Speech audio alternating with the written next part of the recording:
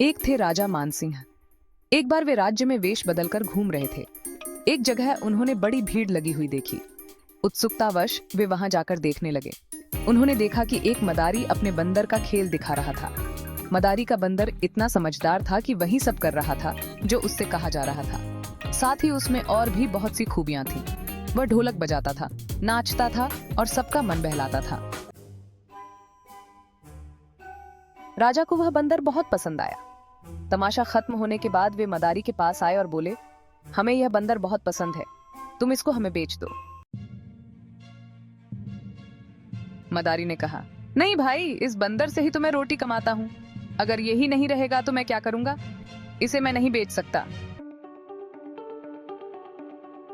लेकिन राजा मानसिंह जिद पर अड़ गए।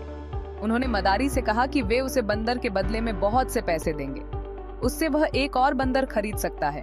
साथ ही बचे हुए पैसों से वह घर का बाकी सामान खरीद सकता है।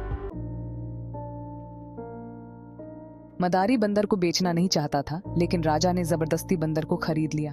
मदारी बेचारा क्या करता? राजा को वह पहचान तो पाया नहीं था।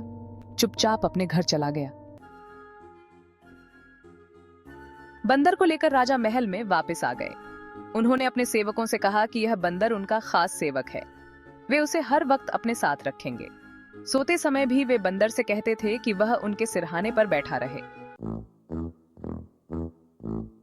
एक दिन राजा सो रहे थे। बंदर सिरहाने बैठा हुआ था। तभी एक मक्खी कहीं से उड़ती हुई आई और राजा के आसपास मंडराने लगी। बंदर बार बार मक्खी को उड़ाता था और मक्खी फिर से वहीं आ जाती थी। बार बार उड़ाने पर भी जब वह वापस आती रही तो बंदर को गुस्सा आ गया।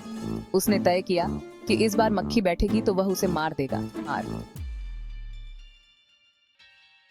तभी मक्खी जाकर राजा की नाक पर बैठ गई।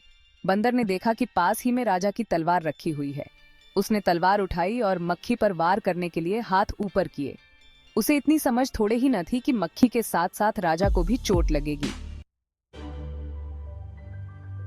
वह पूरी ताकत से वार करने ही वाला था, तभी मक्खी राजा की नाक में अंदर जाने लगी और राजा को जोर से छींक आ गई। वे उठकर बैठ गए। उन्होंने देखा कि बंदर के हाथ में उनकी तलवार थी। बंदर तलवार लेकर मक्खी के पीछे पीछे दौड़ने लगा। राजा के सैनिकों ने बड़ी मुश्किल से उसे पकड़ा। अब राजा की समझ में आया कि जानवर आखिर जानवर ही होता है। उन्होंने सैनिकों को आदेश दिया कि बंदर के मालिक को ढूंढकर उसे यह बंदर लौटा दिया जाए। मदारी अपने बंदर के वापस मिल जाने से बहुत खुश था। राजा सोच रहे थे, सच बात यही है कि जिसका काम उसी को साजे।